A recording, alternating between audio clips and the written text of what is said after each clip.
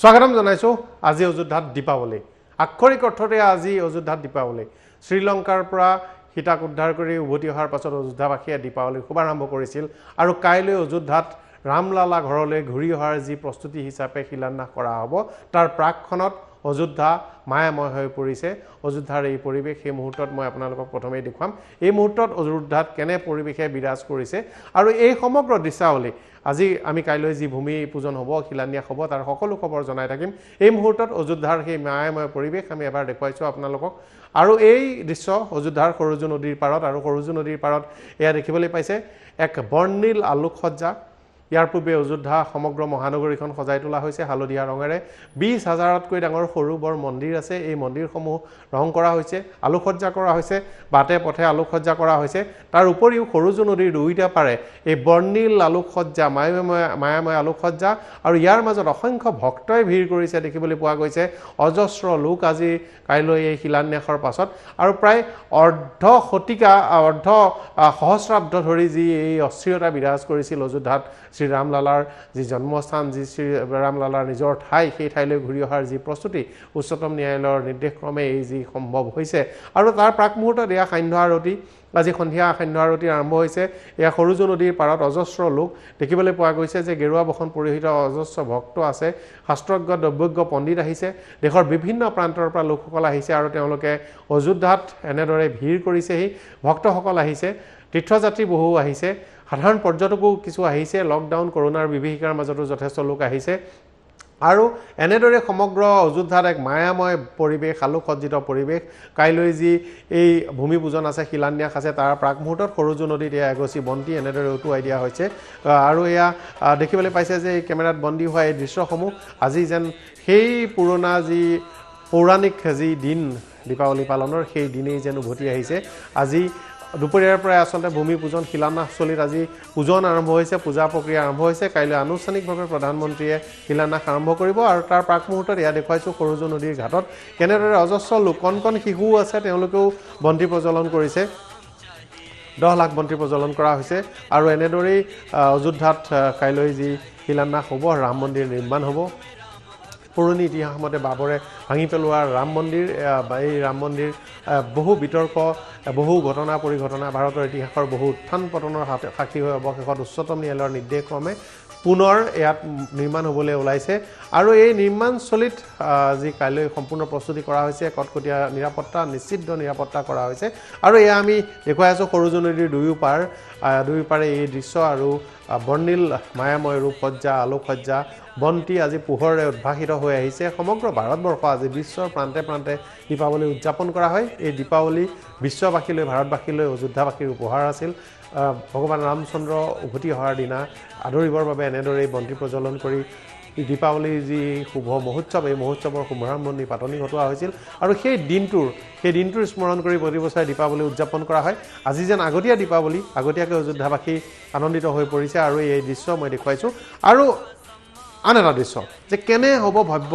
ৰাম মন্দিৰ কোৱা হৈছে যে এক সুউচ্চ বিশাল সুন্দৰ মনোমোহা ৰাম মন্দিৰ নিৰ্মাণ কৰা হ'ব ইতিমধ্যে এটা আৰ্হি প্ৰকাশ হৈছিল কিন্তু আজি সন্ধিয়াৰ সময়ত ৰাম মন্দিৰৰ যি ৰাম জন্মভূমি ন্যাস আছে ট্ৰাষ্ট গঠন কৰি দিয়া হৈছিল উচ্চতম ন্যায়ালয়ৰ নিৰ্দেশত এই ট্ৰাষ্টে আনুষ্ঠানিকভাৱে যি চূড়ান্ত আৰ্হি আছে এই আৰ্হি প্ৰকাশ কৰিছে মই এবাৰ সেই আৰ্হি দেখুৱাইছোঁ পূৰ্ণাংগ যদি আৰ্হি দেখুৱাব পাৰোঁ এয়া যি ৰাম মন্দিৰৰ যি আৰ্হি আছে এই আৰ্হিটো যদি এবাৰ দেখুৱাব পাৰোঁ অযোধ্যাৰ ৰাজপথত এনেদৰে অংকন কৰা হৈছে এইটো হ'ব ৰাম মন্দিৰ এইটো মন্দিৰ সুদৃশ্য এটা মন্দিৰ হ'ব বিশাল মন্দিৰ হ'ব পৃথিৱীৰ ভিতৰত তৃতীয় বৃহৎ হিন্দু মন্দিৰ হ'ব বিশ্বৰ ভিতৰত তৃতীয় বৃহৎ হিন্দু মন্দিৰ হ'ব আৰু এই মন্দিৰটো এনেদৰে সুসজ্জিত নক্সা আৰু ইয়াৰ পূৰ্বে আজি মুখ্যমন্ত্ৰী যোগী আদিত্যনাথ বিভিন্ন সাধু সন্তসকল গৈছে এয়া ৰামলালা অযোধ্যাৰ ৰাজপথ কেনেকৈ সজাই তোলা হৈছে ভগৱান শ্ৰী ৰামচন্দ্ৰৰ ছবি অংকন কৰিছে শিল্পীয়ে আৰু এয়া হ'ল ইটা এইটো এটা ৰূপৰ ইটা আৰু নাগৰাজ নাগ আৰু নাগিনী কাইলৈ এই ইটাটোৰেই শিলান্যাস কৰিব আৰু এই ইটাটোৰ ওজন ৰূপৰ ইটাৰ ওজন 1 কিলোগ্ৰাম নাগ নাগিনী তাত সংলগ্ন কৰা হ'ব আৰু এইটো হ'ল মুদ্ৰা যিসকল লোক মূল অনুষ্ঠানৰ বাবে নিমন্ত্ৰণ পাইছে নিমন্ত্ৰণী পত্ৰ পোৱা লোকসকলে এই মুদ্ৰাটো স্মাৰক হিচাপে পাব মুদ্ৰাটো এটাই পিঠিত আছে হনুমান আৰু ভগৱান শ্ৰী ৰামচন্দ্ৰ সীতা আৰু লক্ষ্মণৰ সৈতে হনুমান এয়া এই মুদ্ৰা এটা পিঠি আৰু আনটো পিঠিত খোদিত কৰা হৈছে এয়া সমগ্ৰ প্ৰক্ৰিয়া ৰাম জন্মভূমি তীৰ্থ এই ক্ষেত্ৰত এই যি মুদ্ৰা প্ৰদান কৰা হ'ব সকলোকে আৰু তাৰ বাবে এই মুদ্ৰা সাজু কৰি উলিয়াইছে আৰু ইয়াৰ ভূমি পূজন আজি দীপোৎসৱ কৰিছে দীপোৎসৱৰ এখন আজি আমন্ত্ৰণী পত্ৰ আজি সন্ধিয়াৰ পৰা এই দৃশ্য আজি দেখুৱাইছোঁ আজি পুৱাৰ ভাগতে এয়া আচলতে ভূমি পূজন আৰম্ভ হৈছে এই ঠাই টুকুৰাতে ভূমি পূজন হ'ব আৰু আজি পুৱাৰ পৰাই সেই ঠাই টুকুৰাত আচলতে কাইলৈ ভূমি পূজন মূল অনুষ্ঠান কিন্তু আজি পুৱাৰে পৰা তাত পূজন আৰম্ভ হৈছে আৰু এয়া সজাই তোলা হৈছে আৰু এই ভূমি পূজন আৰম্ভ হৈছে আৰু অযোধ্যাত কেনে পৰিৱেশ যান বাহনৰ ভিৰ আজি অযোধ্যাত ৰাজ্যৰ বিভিন্ন প্ৰান্তৰ পৰা দেশৰ বিভিন্ন প্ৰান্তৰ পৰা বিদেশৰ পৰা বহু লোক আহিছে মই এবাৰ দেখুৱাব বিচাৰিছোঁ সেই দৃশ্য য'ত অযোধ্যাত যান বাহনৰ ভিৰ আৰু এই যান বাহনৰ ভিৰ পৰিলক্ষিত হৈছে আজি তাত নিষিদ্ধ তালাচী চলোৱা হৈছে বিভিন্ন স্থানত তালাচী চলাইছে আৰু এই তালাচীত যিসকল লোক আছে যিসকল লোক অযোধ্যালৈ আহিছে তেওঁলোকৰ বাহিৰৰ যি অযোধ্যাৰ বাহিৰৰ যি গাড়ী ৰেজিষ্ট্ৰেশ্যন আছে তন্নকৈ তালাচী চলোৱা হৈছে আৰু এই সমগ্ৰ বিষয়টো মই আৰু আপোনাক কেইবাটাও দৃশ্য দেখুৱাম দীক্ষিত শৰ্মা আছে মোৰ সৈতে দীক্ষিত শৰ্মা আপোনাক স্বাগতম জনাইছোঁ আৰু সমগ্ৰ ঘটনা আজি এক গুৰুত্বপূৰ্ণ দিন কাৰণ কাইলৈ পুৱা এই ৰাম মন্দিৰৰ নিৰ্মাণ আৰম্ভ হ'ব নিৰ্মাণৰ ভূমি পূজনৰ কাম কাইলৈ প্ৰধানমন্ত্ৰীয়ে সম্পাদন কৰিব 12:30 বজাত আৰু ইয়াৰ লগে লগে এই যি দীঘলীয়া পৰিক্ৰমা ৰাম মন্দিৰ থকাৰ পৰা ৰাম মন্দিৰ ভাঙিলে বাবৰি মছজিদ হ'ল বাবৰি মছজিদ ভাঙিলে তাৰপিছত আদালতত দীৰ্ঘদিন ধৰি আকৌ বুলি গ'লে শতিকা জুৰি আদালতত বিষয়টো এই সমগ্ৰ আদালতৰ বিচাৰাধীন হৈ আছিল আৰু তাৰ পিছত কাইলৈ এই দিনটো আহিছে দীক্ষিত হয় কাইলৈ দিনটো এটা গুৰুত্বপূৰ্ণ দিন কাইলৈ অযোধ্যাত ৰাম মন্দিৰৰ যি শিলান্যাস আৰু ভূমি পূজন আছে ভূমি পূজন ইতিমধ্যে আপুনি সকলো তথ্য দিছে যে ইতিমধ্যে তাত যি দীপন্দিতা কাৰ্যসূচী পালন কৰা হৈছে এতিয়া দীক্ষিত শৰ্মাই কৈ থাকোঁতে যদি ভূমি পূজন আৰম্ভ কৰা ভিডিঅ'টো আমি দেখুৱাব পাৰোঁ যোগী আদিত্যনাথে খন্তেক সময়ৰ পূৰ্বে কেনেদৰে এই ভূমি পূজনৰ আজি দীপোৎসৱ আছে দীপোৎসৱৰ শুভাৰম্ভণি কৰিছিল যোগী আদিত্যনাথৰ দৃশ্য দেখুৱাম আৰু দীক্ষিত শৰ্মা আপুনি কৈ যাওক হয় ইতিমধ্যে সেই দৃশ্যাংশ আমি দেখুৱাইছোঁ আৰু ইতিমধ্যে আপুনি উল্লেখ কৰিছে এই গোটেইখিনি কথা যে এটা শতিকাজোৰা আইনী প্ৰক্ৰিয়া আছিলে সেই আইনী প্ৰক্ৰিয়াৰ অৱসান ঘটিছিলে বিগত বৰ্ষৰ 9 নৱেম্বৰত যেতিয়া অযোধ্যাৰ ভাৰ্ডিক্ট দিয়া হৈছিলে যি 5জনীয়া বিচাৰপীঠ আছিলে সেইখিনি সময়ৰ মুখ্য ন্যায়াধীশ ৰঞ্জন গগৈৰ নেতৃত্বত বহা 5জনীয়া বিচাৰপীঠে শতিকাজোৰা এই যি বিষয় আছিলে যি আইনী প্ৰক্ৰিয়া আছিলে আইনী প্ৰক্ৰিয়াৰ অৱসান ঘটাই অৱশেষত অযোধ্যাত ৰাম মন্দিৰৰ পথ প্ৰশস্ত কৰিছিল আৰু ৰাম মন্দিৰৰ পক্ষত ৰায় দিছিলে বিগত বৰ্ষৰ 9 নৱেম্বৰ তাৰিখে আৰু তাৰ পাছতে এই ক্ষেত্ৰত চোৱা যাওক যদি কাইলৈ যিটো দিন আছে কাইলৈ দিনটো এইকাৰণে ভূমি পূজনৰ কাৰণে নিৰ্ধাৰণ কৰা হ'ল যে বিগত বৰ্ষৰ 5 আগষ্টতে জম্মু কাশ্মীৰৰ পৰা ধাৰা 370 প্ৰত্যাহাৰৰ বাবে যি সংসদৰ প্ৰস্তাৱ আছিল সেই সংসদৰ প্ৰস্তাৱ গৃহীত কৰা হৈছিল আৰু কাইলৈ সেইটোক এটা বছৰ সম্পূৰ্ণ হ'ব আৰু সেই গতিকে সেই দুইটা বিষয়ক লক্ষ্য ৰাখিয়ে কাইলৈ দিনটো নিৰ্ধাৰণ কৰা আছিল কাৰণ প্ৰথম যেতিয়া ট্ৰাষ্টৰ ফালৰ পৰা ভূমি পূজনৰ বাবে দুটা দিন নিৰ্ধাৰণ কৰি প্ৰধানমন্ত্ৰীৰ কাৰ্যালয়লৈ পঠিয়াইছিল সেইটো আছিলে 3 আগষ্ট যাক ৰাখী বন্ধন দিন আছিলে আৰু 5 আগষ্ট প্ৰধানমন্ত্ৰীৰ কাৰ্যালয়ে 5 আগষ্টটোক নিজৰ সন্মতি দিছিলে আৰু কাইলৈ পুৱা 11:30 বজাত নতুন দিল্লীৰ পৰা প্ৰধানমন্ত্ৰী গৈ অযোধ্যাত উপস্থিত হ'বহি 12:15 15 ছেকেণ্ডত শুভ মুহূৰ্ত নিৰ্ধাৰণ কৰা হৈছে য'ত ভূমি পূজনৰ কাৰ্যসূচী আৰম্ভ হ'ব ৰূপৰ যি এক ইটা প্ৰস্তুত কৰি লোৱা হৈছে তাৰে ভূমি পূজন কৰা হ'ব আৰু যি ভূমি পূজন কৰি তাৰ যি আধাৰশিলা আছে আধাৰশিলা স্থাপন কৰা কাৰ্যসূচী কাইলৈ প্ৰধানমন্ত্ৰীৰ উপস্থিতিত কৰা হ'ব মঞ্চত 5জন ব্যক্তি থাকিব সেই 5জন ব্যক্তিৰ ভিতৰত হৈছে যে প্ৰধানমন্ত্ৰী নৰেন্দ্ৰ মোদী তেওঁ থাকিব তাৰ লগতে উত্তৰ প্ৰদেশৰ মুখ্যমন্ত্ৰী যোগী আদিত্যনাথ আনন্দীবেন পটেল উত্তৰ প্ৰদেশৰ ৰাজ্যপাল তেখেত থাকিব তাৰ লগতে RSS প্ৰধান মোহন ভাগৱত মঞ্চত থাকিব এই 4জনৰ লগতে পুৰোহিতজন থাকিব এই 5জন লোকে মঞ্চত থাকিব সম্পূৰ্ণৰূপে যদি চোৱা যায় এই অনুষ্ঠানৰ বাবে 150 বিশেষ ব্যক্তিক নিমন্ত্ৰণ জনোৱা হৈছে তেওঁলোকক নিমন্ত্ৰণ এই বিশেষ অনুষ্ঠানৰ বাবে দিয়া হৈছে আৰু কোভিডৰ যেটো সংক্ৰমণ আছে সেই সংক্ৰমণৰ প্ৰতি লক্ষ্য ৰাখি অধিক সমাগম যাতে নহয় তাৰ ওপৰত লক্ষ্য ৰখা হৈছে প্ৰায় আমাৰ হাতত যি তথ্য আহি পৰিছে তাৰ প্ৰায় তেনেকুৱা 300 কিলো লাৰু প্ৰস্তুত কৰা হৈছে আৰু বিভিন্ন পেকেটৰ মাধ্যমেৰে সেই লাৰুসমূহ বিতৰণ কৰা হ'ব কাইলৈ যিসকল তাত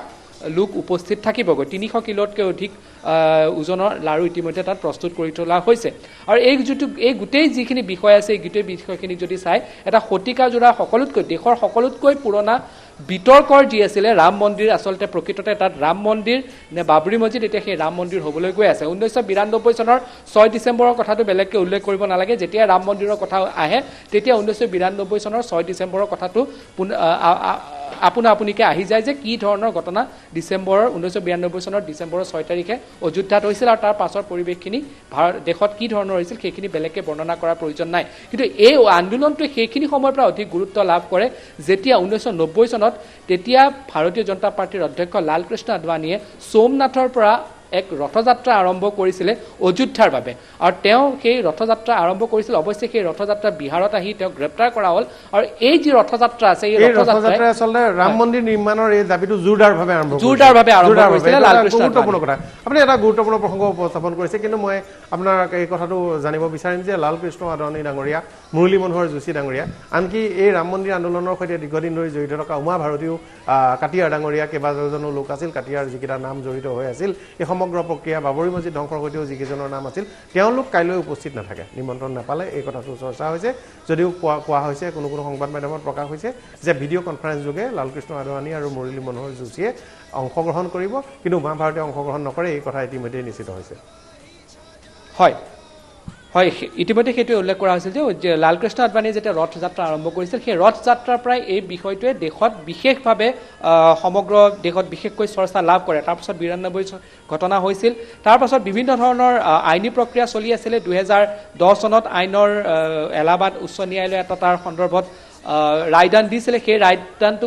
কোনো পক্ষই সেইটো গ্ৰহণ কৰা নাছিলে তাৰপাছত উচ্চতম ন্যায়ালয় পালেগৈ উচ্চতম ন্যায়ালয়তো বহুদিনৰ শুনানিৰ অন্তত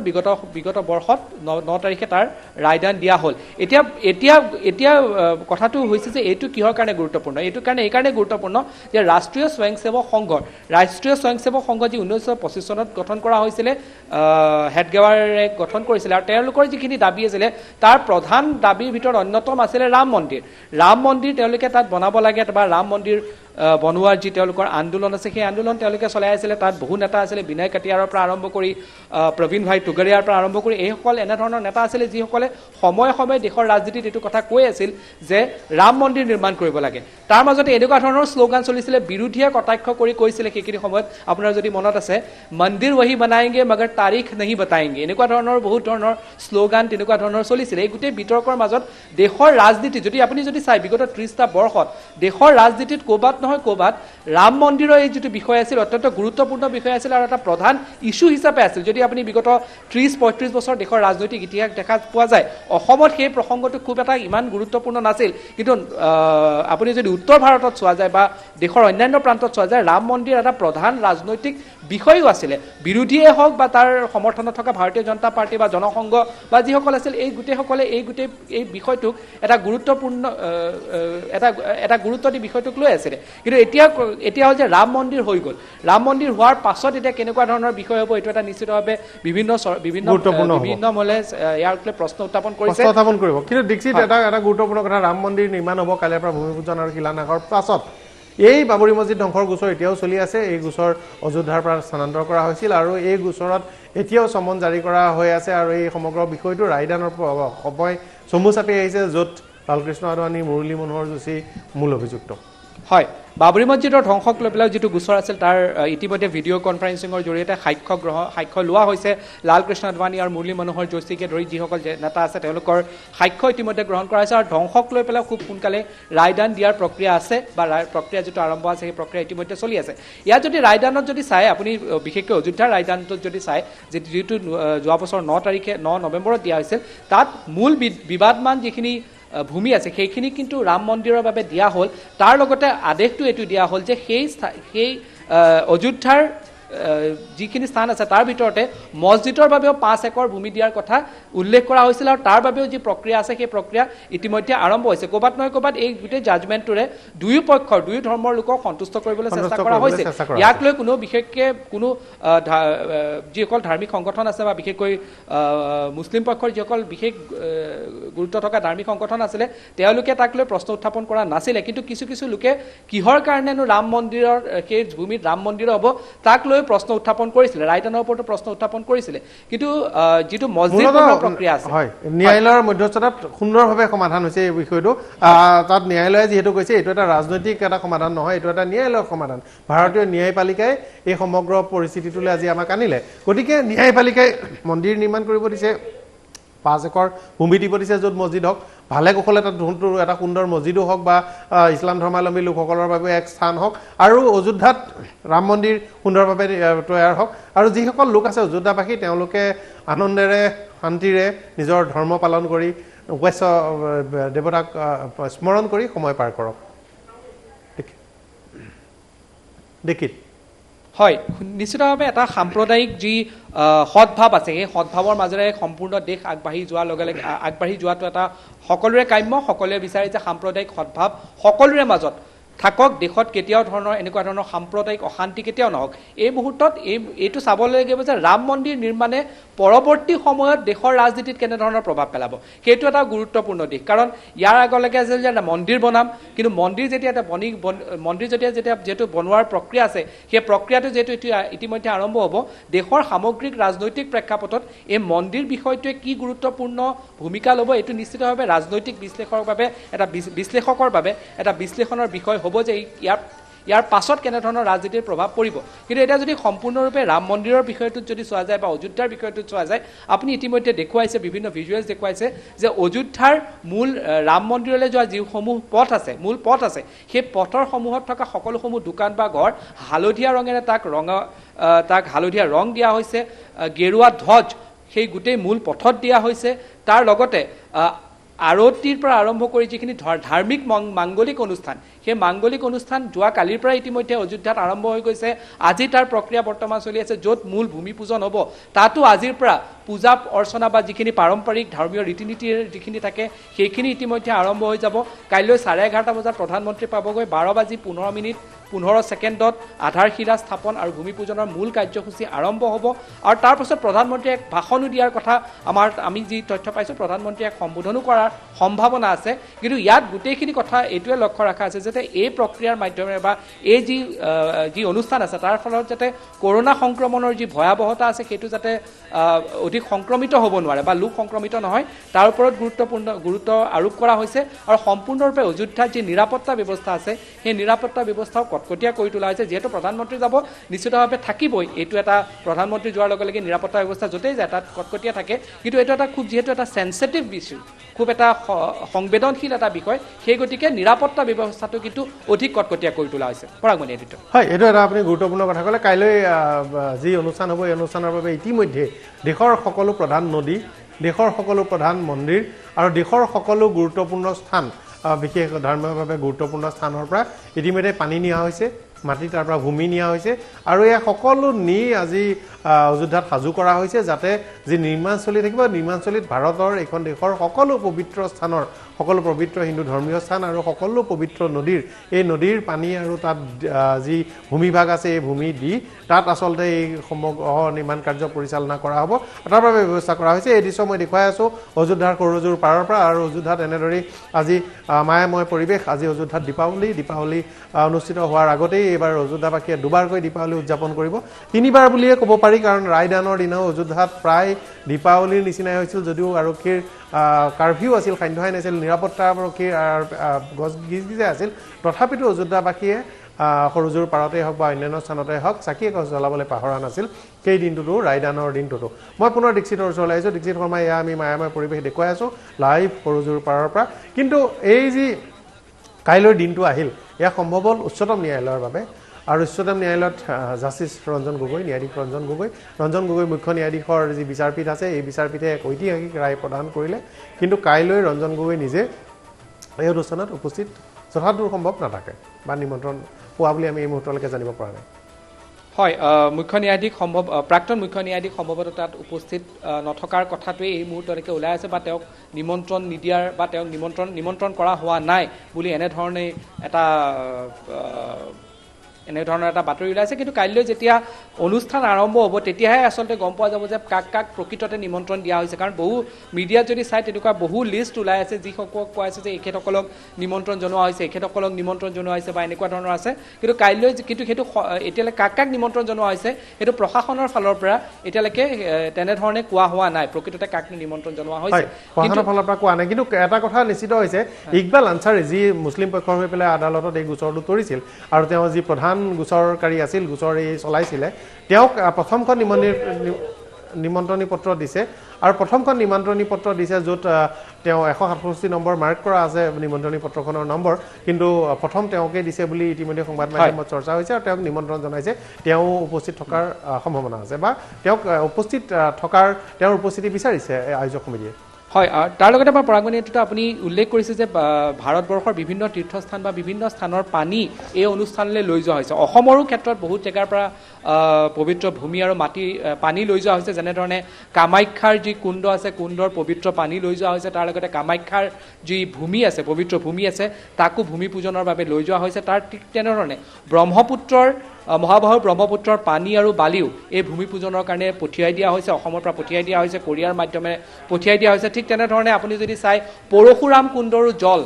পবিত্ৰ জল এই অনুষ্ঠানৰ বাবে ইতিমধ্যে পূৰ্বতে পঠিয়াই দিয়া হৈছিলে আৰু বিভিন্ন প্ৰক্ৰিয়াৰ মাধ্যমে এই যিসমূহ তীৰ্থ পবিত্ৰ স্থান আছে ভাৰতবৰ্ষৰ সেই স্থানসমূহৰ পানী আৰু ভূমি এই ভূমি পূজনৰ বাবে লৈ যোৱা হৈছে আৰু অসমতো মহাবাহু ব্ৰহ্মপুত্ৰকে ধৰি পৰশুৰাম কুণ্ড আৰু মা কামাখ্যাৰ সৌভাগ্য কুণ্ড কামাখ্যা নামৰ ধূলি এয়া লৈ গৈছে আৰু আমি আশা কৰিম যে এয়া সমগ্ৰ নিৰ্মাণ কাৰ্যত এয়া সংযোজিত হ'ব ইতিমধ্যেই সেয়া ব্যৱস্থা কৰা হৈছে আৰু তাত আজি সজাই থোৱা হৈছে সুদৃশ্যভাৱে সাজু কৰি থোৱা হৈছে দেখি এই মুহূৰ্তত আন এটা গুৰুত্বপূৰ্ণ প্ৰাসংগিক এটা বিষয় আছে যে এই সমগ্ৰ যি মন্দিৰ নিৰ্মাণৰ প্ৰক্ৰিয়া আৰম্ভ হ'ব কাইলৈৰ পৰা আৰম্ভ হ'ব বুলি ধৰা যায় আৰু হয়তো সোনকালে শেষো হ'ব চৰকাৰখনে গুৰুত্ব দি লৈছে আৰু কাইলৈ দিনটো ইতিমধ্যে 370 ধাৰা কাশ্মীৰৰ পৰা প্ৰত্যাহাৰ কৰা এই বিষয়টো এটা গুৰুত্বপূৰ্ণ দিন ইয়াৰ মাজত আটাইতকৈ চৰ্চিত হোৱা কথাটো হৈছে যে কাইলৈ যি এই প্ৰক্ৰিয়া চৰকাৰখনে আৰম্ভ হ'ব বা চৰকাৰখনে কাইলৈ বা চৰকাৰৰ উদ্যোগত আৰম্ভ হ'ব ন্যায়ালয়ৰ ফালৰ পৰা এই ন্যায়ালয়ৰ ফালৰ পৰা আৰম্ভ হোৱাৰ সময়ত সদ্ভাৱ আৰু সম্প্ৰীতি সমগ্ৰ দেশজুৰি ৰক্ষা কৰাটো এটা প্ৰত্যাহ্বানমূলক হ'ব কাইলৈ দিনটোতেই কিন্তু শ্ৰীনগৰ চহৰত সান্ধ্য আইন জাৰি কৰিবলগীয়া নিচিনা এটা পৰিস্থিতিৰ সৃষ্টি হৈছে আইন শৃংখলাজনিত পৰিস্থিতি উদ্ভৱ হ'ব নেকি সেয়া ভাবি যদিও অত্যন্ত যি স্পৰ্শকাতৰ যি সময় আছিল যি সময়ছোৱাত ৰায়দান কৰা হৈছিল এইটো সময়ত খুব শান্তিপূৰ্ণভাৱে অতিবাহিত হ'ল সকলোৱে ধৈৰ্য সংযমেৰে পাৰ কৰিলে গতিকে কাইলৈ দিনটো বৰ গুৰুত্বপূৰ্ণ কথা হ'ব আৰু আশা কৰিম ভাৰতবাসী সকলো ধৰ্ম সম্প্ৰদায়ৰ লোকে ধৈৰ্য আৰু সংযমেৰে তাত থাকিব আৰু আন এটা গুৰুত্বপূৰ্ণ কথাটো হ'ল যে কাইলৈ ভূমি পূজন কিন্তু কালি অৰ্থাৎ তাৰ দুদিনৰ আগতেই উচ্চতম ন্যায়ালয়ৰ নিৰ্দেশ অনুসৰি যি 5 একৰ ভূমি দিবলগীয়া হৈছিল মছজিদ সমিতিক মছজিদ নিৰ্মাণৰ বাবে 5 একৰ ভূমি কালি আনুষ্ঠানিকভাৱে অযোধ্যা প্ৰশাসনে জিলা প্ৰশাসনে এই ভূমি হস্তান্তৰ কৰিছে দীক্ষিত হয় ইতিমধ্যে আপুনি উল্লেখ কৰিছে এই কথাখিনি যে হয় তাৰ যিটো উচ্চতম ন্যায়ালয়ৰ ৰায়দান আছিল তেওঁলোকে 5 একৰ ভূমি মছজিদৰ বাবেও দিবলৈ কোৱা হৈছিলে আৰু এই যি মন্দিৰ বনোৱা আছে মন্দিৰ বনোৱাৰ পূৰ্বতে ইতিমধ্যে তাৰ অযোধ্যা জিলা প্ৰশাসনৰ ফালৰ পৰা 5 একৰ ভূমি মছজিদ বনোৱাৰ অৰ্থাৎ তাৰ যিখিনি আইনী বা যিখিনি চৰকাৰী কাম কাজ আছিলে চৰকাৰী কাম কাজ সম্পূৰ্ণ কৰি সেই মাটি ইতিমধ্যে মছজিদ বনোৱাৰ বাবে দিয়া হৈছে আৰু এইটোতো সম্পূৰ্ণটা এটা ভাল মেছেজ দিবলৈ চেষ্টা কৰা হৈছে যে সাম্প্ৰদায়িক সদ্ভাৱটো লাগিবই আৰু আপুনিও ইতিমধ্যে উল্লেখ কৰিছে যে কাইলৈৰ দিনটো এটা অত্যন্ত গুৰুত্বপূৰ্ণ দিন আৰু সাম্প্ৰদায়িক সদ্ভাৱ যাতে সকলোৱে বৰ্তাই ৰাখে এইটো সকলোৰে দায়িত্ব সকলোৰে কৰ্তব্য আৰু দেশৰ বাবেও দেশৰ প্ৰগতিৰ বাবেও বা দেশৰ ভৱিষ্যতৰ বাবেও এই সাম্প্ৰদায়িক সদ্ভাৱ ৰখাটো সকলোৰে বাবে প্ৰয়োজন আৰু আমিও অনুৰোধ জনাম যে সাম্প্ৰদায়িক সদ্ভাৱ সকলোৱে ৰখা উচিত আৰু ইতিমধ্যে যদি চোৱা যায় সাম্প্ৰদায়িক সদ্ভাৱ কেনেকৈ ৰাখিব লাগিব অসমতকৈ বা অসমৰ বাদে ইয়াতকৈ আৰু উদাহৰণ আছে বুলি মই এইকাৰণে নাভাবোঁ যে হাজোৰ যিটো আমাৰ সাম্প্ৰদায়িক সদ্ভাৱৰ যিটো উদাহৰণ তাতকৈ উদাহৰণৰ বেলেগ থাকিব নালাগে আৰু এই উদাহৰণটো লৈ পেলাই সকলোৱে শিকিব লাগে যে হাজোৰ যি হয়গ্ৰী মাধৱ মন্দিৰ আৰু পুৱা মক্কাৰ মাধ্যমেৰে যি এক সাম্প্ৰদায়িক সদ্ভাৱৰ আমি এটা পৰিচয় দিব পাৰোঁ এইটো সকলোৱে সমগ্ৰ দেশবাসীয়ে শিকিব লাগে আচলতে অসমৰ ফালৰ পৰা এটা আমি অসমবাসী হিচাপে এটা কথা কাইলৈ ৰাম মন্দিৰ নিৰ্মাণ হ'ব তাত অসমবাসীৰো অংশ থাকিব বিশেষতঃ আমাৰ কৰিমগঞ্জৰ পৰা যোৱা বৰাক উপত্যকাৰ পৰা যোৱা দুজন কাৰুশিল্পী তেওঁলোকে তাত কিছু নক্সা সৰু সৰু কাৰুশিল্প মূৰ্তি ইত্যাদি নিৰ্মাণ কৰিছে যিবোৰ বিভিন্ন স্থানত খুঁটা ইত্যাদি তাত খোদিত কৰা হ'ব আৰু সেইবোৰ নিৰ্মাণ তেওঁলোকে বহু দিনৰ পৰা চলাই আছে তেওঁলোক বহু দিনতে পৰিয়াল লৈ তেওঁলোক তাতেই আছে অযোধ্যাতেই আছে আৰু তেওঁলোকে ইমান দিনে যিটো সময়ত অযোধ্যাত মন্দিৰ হ'বনে নহয় সেই লৈ অনিশ্চয়তা আছিল স্থবিৰতা আছিল তেতিয়াও তেওঁলোকে এই কাম কৰি আছিল আমি আজি দেখিছোঁ আজি সংবাদদাতাসকলে তাৰ পৰা জনাইছে তেওঁলোকৰ কণমানি সন্তান তেওঁ আনকি দিনটো শিলতে মূৰ্তি কাটি থাকে আৰু সেইবোৰ মূৰ্তি এই যি মন্দিৰ হ'ব ইয়াৰ মন্দিৰৰ বিভিন্ন গুৰুত্বপূৰ্ণ স্থানত খোদিত কৰা হ'ব গতিকে আমাৰ অসমৰ পৰা যোৱা দুজন কাৰুশিল্পীয়েও এই অৱদান নতুন যি ৰাম মন্দিৰ নিৰ্মাণ হ'ব তাৰ বাবে আগবঢ়াইছে আৰু তাৰ বাবে নিৰলস তেওঁলোকে সাধনা কৰি আছে তেওঁলোক গৈ প্ৰায় আজি এযুগ ধৰি এযুগতকৈও বেছি হ'ল তেওঁলোক তাতে আছে আৰু তাতে এই যি নিৰ্মাণ তেওঁলোকে যি কৰিছে সেয়া কাম কৰি আছে হয় অসমৰ পৰা যোৱা শিল্পী ইতিমধ্যে সকলো নিৰ্মাণ কৰি আছে আৰু এইটো এটা চাব লাগিব যদিহে এটা আপুনি যদি ৰাইট উইঙৰ দৃষ্টিকোণৰ পৰা যদি চোৱা যায় তেতিয়াহ'লে এটা চাব যে এটা দীৰ্ঘম্যাদী এটা আন্দোলন বা যিটো তেওঁলোকে আন্দোলন বুলি কয় আন্দোলনৰ ফলশ্ৰুতিত আজি এই বা কাইলৈ যিটো দিন আছে তেওঁলোকে অত্যন্ত গুৰুত্বপূৰ্ণ বা গৌৰৱেৰে ৰাইট উইঙৰ যিসকল লোক থাকে তেওঁলোকে কৈ থাকে ঠিক তেনেধৰণে তাৰ বিৰোধীৰ স্বৰ সিমান মুখৰ হৈ থকা নাই যদিও বা কোনো তেনেধৰণে বিৰোধিতা কৰি থকা নাই কিন্তু এইটো নিশ্চিতভাৱে ক'ব লাগিব সি লাগিলে ৰাইট উইঙে হওক বা সি লাগিলে লেফ্ট উইঙে হওক বা যি উইঙে নহওক এই গোটেইখিনি সময়ত কিন্তু সাম্প্ৰদায়িক সদ্ভাৱ বৰ্তাই ৰখাৰ দায়িত্ব সকলোৰে আছে আৰু বিশেষকৈ ৰাইট উইঙৰ যিসকল লোক আছে তেওঁলোকেও যাতে এনেকুৱা ধৰণৰ মন্তব্য নকৰে নিশ্চিতভাৱে তেওঁলোকৰ এটা জয় হৈছে আইনী প্ৰক্ৰিয়াৰ মাজেৰে তেওঁলোকৰ এটা জয় হৈছে তাত কোনো সন্দেহ নাই কিন্তু সেই জয়ৰটো তেওঁলোকৰ যি বিজয় হৈছে তাকো যাতে এটা সংযমতাৰ মাধ্যমেৰে তেওঁলোকে পালন কৰে সেইটোৰ দায়িত্ব তেওঁলোকৰ আছে কাৰণ কেৱল ৰাম মন্দিৰে নহয় কোভিড সংক্ৰমণৰ যি ভয়াৱহতা আছে সেয়াও বৰ্তমান সমগ্ৰ বিশ্বত আছে দেশত আছে ৰাজ্যত দেখা পোৱা গৈছে সেইটো তেওঁলোকে বৰ্তাই ৰখাৰ দৰকাৰ আছে যদিও প্ৰশাসন তন্ত্ৰই তেওঁলোকৰ যি দায়িত্ব আছে তেওঁলোকে দায়িত্ব পালন কৰি আছে চৰকাৰৰ ফালৰ পৰা পালন কৰি আছে যাতে উৎসৱমুখৰ পৰিৱেশ কৰি যাতে সকলোৱে সকলো ধৰণৰ যি নিয়ম কানুন আছে সেই নিয়ম কানুন যাতে কোনো হাতত তুলি নলয় সেইটো দায়িত্ব সকলোৰে আছে আৰু কিন্তু তাৰ মাজত যদি এই মুহূৰ্তত চোৱা যায় এইটো নিঃসন্দেহে এটা প্ৰশ্ন উত্থাপন হৈছে যে লালকৃষ্ণ আদৱানী বা মুৰলী মনোহৰ যোশীৰ দৰে যিসকল নেতা আছে বা এই আন্দোলনত যিসকল প্ৰত্যক্ষভাৱে জড়িত হৈ আছিল তেওঁলোকক কিহৰ কাৰণে নিমন্ত্ৰণ দিয়া নহ'ল সেইটো এটা কিন্তু গুৰুত্বপূৰ্ণ বিষয় তেওঁলোকক যদি নিমন্ত্ৰণ দিয়া নাই তেতিয়াহ'লে তাৰ অন্তৰালত কিবা ৰাজনীতি আছে কিন্তু কোভিডৰ যি গাইডলাইন আছে এই গাইডলাইন অনুসৰি এই পৰ্যন্ত 60 বছৰৰ ওপৰৰ লোকসকলৰ বাহিৰলৈ অহাত বাধা আছে যদিও প্ৰধানমন্ত্ৰীৰ বয়সো এইটো ক্ষেত্ৰত প্ৰশ্ন উত্থাপন হ'ব কিন্তু মুৰলী মনোহৰ যোশী বা লালকৃষ্ণ আদৱানী ডাঙৰীয়া তেওঁলোক দুগৰাকী যথেষ্ট বয়সীয়ান হৈছে আৰু তেওঁলোকৰ শাৰীৰিক কিছু বিষয়ো আছে গতিকে কাইলৈহে এই কথাটো স্পষ্ট হ'ব ভিডিঅ' কনফাৰেন্সিং যোগে তেওঁলোক উপস্থিত হয় নহয় কিন্তু এই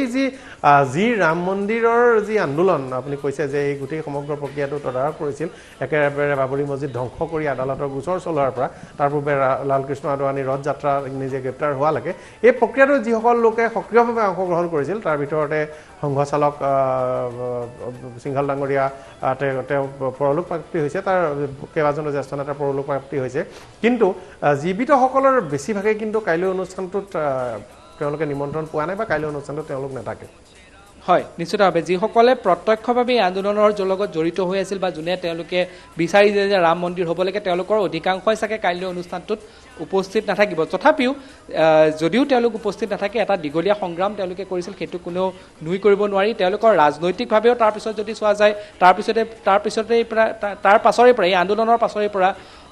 বিজেপিৰ এটা কিছু স্থানত বিজেপিৰ যিটো গ্ৰহণযোগ্যতা আছিল সেই গ্ৰহণযোগ্যতা কিছু স্থানত বাঢ়িছিলে কিছু ৰাজ্যত বিজেপিৰ গ্ৰহণযোগ্যতাটো বাঢ়িছিলে এতিয়া প্ৰশ্ন উত্থাপন হ'লকে প্ৰশ্ন এটা চাব লাগিব যে ঠিক আছে ৰাম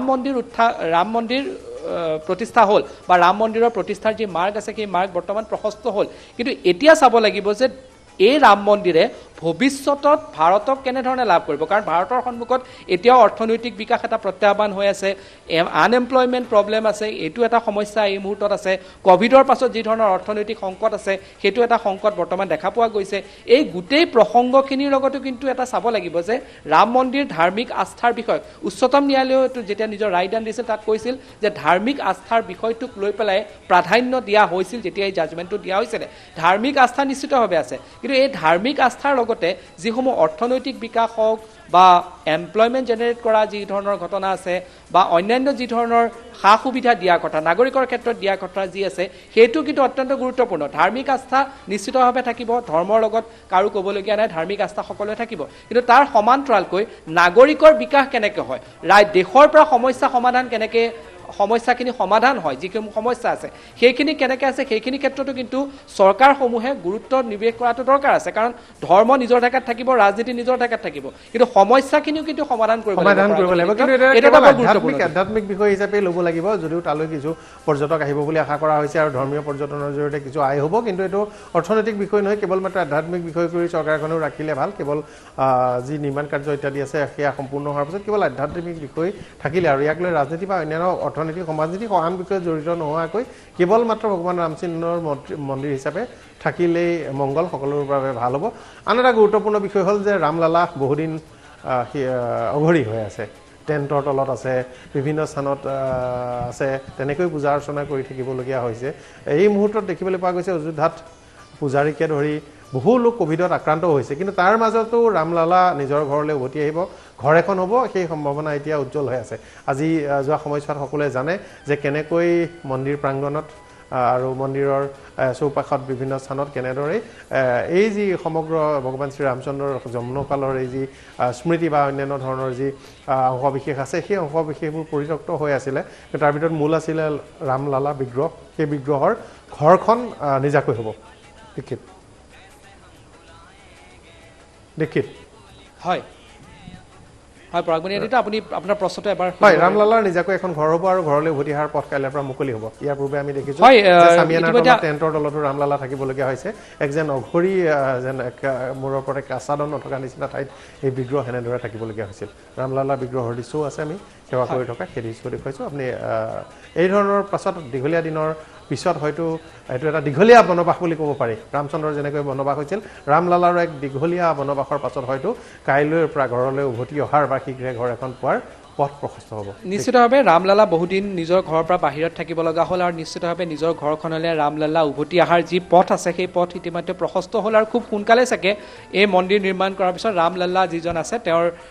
ৰামলালা আহি নিজৰ ঘৰত উপস্থিত হ'বই। আৰু এই ক্ষেত্ৰতো এটা চাব লাগিব যে 1989ত এটা বৰ গুৰুত্বপূৰ্ণ দিশ দেখা পোৱা গ'ল এই ৰাম মন্দিৰৰ গোটেই প্ৰসংগটো, যিটো আইনী প্ৰক্ৰিয়া চলি আছিলে, সেই আইনী প্ৰক্ৰিয়াসমূহৰ মাজত ৰামলালা সোমাই পৰিছিল 1989ত। তেতিয়া এখন পিটিশ্যন দিয়া হৈছিল যে ৰামলালাই নিজৰ ঘৰৰ পৰা বাহিৰত আছে, আৰু সেই গতিকে পিটিশ্যনখন দিয়াৰ লগে লগে ৰামলালা সোমাই পৰিছিল এই গোটেই বিতৰ্কটো। ইয়াৰ আগলৈকে ৰাম মন্দিৰ আছিলে, কিন্তু ৰামলালা 1989ত এই ৰাম মন্দিৰ প্ৰসংগত বা আইনী প্ৰক্ৰিয়াত প্ৰত্যক্ষভাৱে জড়িত হৈ পৰে। আৰু এতিয়া ৰামলালা নিজৰ ঘৰলৈ উভতি আহিব। আইনী প্ৰক্ৰিয়া ৰামলালাৰ বিজয় হ'ল, নিজৰ ঘৰ পালে, আৰু ৰামলালা নিজৰ ঘৰ বনাই খুব সোনকালে তাত বিৰাজমান হ'ব ৰামলালা, আৰু তাৰ পথ কাইলৈৰ পৰা প্ৰশস্ত হ'ব। কাইলৈ দিনৰ 12:15 দেশৰ প্ৰধানমন্ত্ৰীয়ে ৰামলালাৰ যিটো ঘৰ আছে তাৰ প্ৰথমটো ইটা কাইলৈ দিব, আৰু খুব সোনকালে ৰামলালাৰ যি বাসভৱন আছে বা তেওঁৰ যি মন্দিৰ আছে সেই মন্দিৰ বনি প্ৰস্তুত হ'ব, আৰু ৰামলালা তাত বিৰাজমান হ'বগৈ। সামৰিব সময় হৈছে। শেষ প্ৰশ্ন, ৰামলালা নিজে গুচৰীয়া হৈছিল। কথাটো এনেকৈ ক'ব পাৰি যে গোচৰটো বৰ নিখুঁতভাৱে সজোৱা হৈছিল। যিটো গোচৰত কোৱা হৈছিল যে ভগৱান শ্ৰীৰামচন্দ্ৰ নহয়, ৰামলালা হ'ল ভগৱান শ্ৰীৰামচন্দ্ৰৰ শিশুকালৰ এক মূৰ্তি, স্মাৰক বিগ্ৰহ বা তাৰ এটা প্ৰতীক। গতিকে ৰামলালা ঘৰ নাই। গতিকে ৰামলালাই আদালতৰ ওচৰলৈ গৈ ক'লে যে মোৰ ঘৰ নাই, মোক ঘৰৰ পৰা উলিয়াই দিয়া হৈছে, মোক ঘৰলৈ ওলোৱাই পঠোৱাৰ ব্যৱস্থা কৰিব লাগে, মোক ঘৰ দিব লাগে। এনেধৰণে গোচৰটো সাজু কৰা হৈছিল নিখুঁতভাৱে। আজি এই মুহূৰ্তত যিসকল লোকে এই গোচৰ প্ৰক্ৰিয়াটোত জড়িত হৈছিলে, দুই পক্ষৰেই খুব প্ৰচিদ্ধযশা অধিবক্তাসকল আছিল, কিন্তু যিসকল লোকে হিন্দু পক্ষৰ হৈ, হিন্দু মহাসভাৰ হৈ, ৰাম জন্মভূমি ন্যাসৰ হৈ কাম কৰিছিলে, আৰু তাৰ লগে লগে ৰাম জন্মভূমি ন্যাসৰ সন্ত মহন্ত দাসকে ধৰি যিসকল লোক আছিল, তেওঁলোকৰো কিন্তু কাইলৈৰ দিনটোৰ বাবে, এই দিনটো আহি পৰাৰ বাবে তেওঁলোকৰ ত্যাগ কিন্তু অতুলনীয়, বা তেওঁলোকৰ ত্যাগো অস্বীকাৰ্য। চৰকাৰে কাইলৈ কামখিনি কৰিব হয়, কিন্তু এই সমগ্ৰ কাম কাজ ন্যায়পালিকাৰ লগতে তেওঁলোকৰ অৱদানৰ বাবেহে সম্ভৱ হৈছে।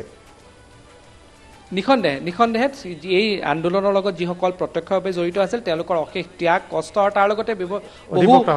লোক আছিলে অসমৰ পৰাও বহুত লোক অযোধ্যাত গৈছিলে, বিভিন্ন সময়ত তেওঁলোকে আন্দোলনৰ কাৰণে গৈছিলে। বহু লোকৰ ত্যাগ আৰু কষ্টৰ ফলত এই আইনী প্ৰক্ৰিয়াৰ যি অন্ত হ'ল, আৰু ৰামলালাৰ মন্দিৰৰ পক্ষত আইনে নিজৰ ৰায় দিলে। কিন্তু এই সময়ত চৰকাৰ বা অন্যান্য যিখিনি আছে তেওঁলোকৰ লগতে সেইসকল লোক, যিসকল লোকে নিজৰ ত্যাগ কৰিলে, নিজৰ সৰ্বস্ব দিলে, তেওঁলোকৰো অৱদান স্বীকাৰ্য কৰিবই লাগিব, আৰু তেওঁলোকৰ অৱদানৰ ফলতেই আইনী প্ৰক্ৰিয়াৰ মাধ্যমেৰে আজি এই পৰিস্থিতিটো বা আজিৰ এই যিটো দিন বা কাইলৈৰ যিটো দিন হ'বলৈ গৈ আছে, সেইটো তেওঁলোকৰ ত্যাগৰ বলতো যে তেওঁলোকৰ ত্যাগৰ তাত আছে, তাত কিন্তু কোনো সন্দেহ নাই। হয়, ধন্যবাদ জনাইছোঁ দীক্ষিত শৰ্মা। যিসকল অধিবক্তা আছিল তেওঁলোকৰো যি যুক্তি তৰ্ক, এই সমগ্ৰ প্ৰক্ৰিয়াটো দেখিবলৈ পোৱা গৈছিল। উদ্ভাসিত হৈ পৰিছিল প্ৰাচীন ভাৰতৰ ইতিহাস, উদ্ভাসিত হৈ পৰিছিল ৰাজনীতি, ধৰ্মনীতি, সমাজনীতিৰ বিভিন্ন তথ্য, আৰু তেনেদৰে এক দীঘলীয়া ন্যায়িক যুঁজৰ পিছত উচ্চতম ন্যায়ালয়ৰ নিৰ্দেশত কাইলৈ ৰাম জন্মভূমিৰ নিৰ্মাণ আৰম্ভ হ'ব। প্ৰথমটো ইটা, এটা ৰূপৰ ইটা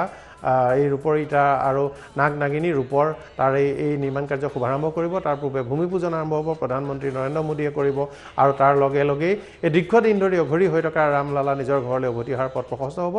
আশা কৰিছোঁ কাইলৈ এই সমগ্ৰ কাম সদ্ভাৱ সম্প্ৰীতিৰে শান্তিপূৰ্ণভাৱে হ'ব। তাৰ লগে লগে দুদিনৰ পূৰ্বে উচ্চতম ন্যায়ালয়ৰ নিৰ্দেশক্ৰমে আজি অযোধ্যা প্ৰশাসনে 5 একৰ ভূমি এক মছজিদ নিৰ্মাণৰ বাবে অৰ্পণ কৰিছে মছজিদ কমিটিক। তেওঁলোকেও সুন্দৰ এক বা ধৰ্মস্থান এক উপাস্য স্থান নিৰ্মাণ কৰিব, তাত এক মছজিদ নিৰ্মাণ কৰিব আৰু নিৰ্মাণ কৰি অযোধ্যাবাসীয়ে শান্তি সম্প্ৰীতিৰে ভাৰতীয় যি ঐতিহ্য গৌৰৱ ভগৱান ৰামচন্দ্ৰৰ স্মৃতি সেয়া আগুৱাই লৈ যাব, সেই আশা কৰিছোঁ। অনুষ্ঠানত সামৰণি মাৰিছোঁ। ধন্যবাদ।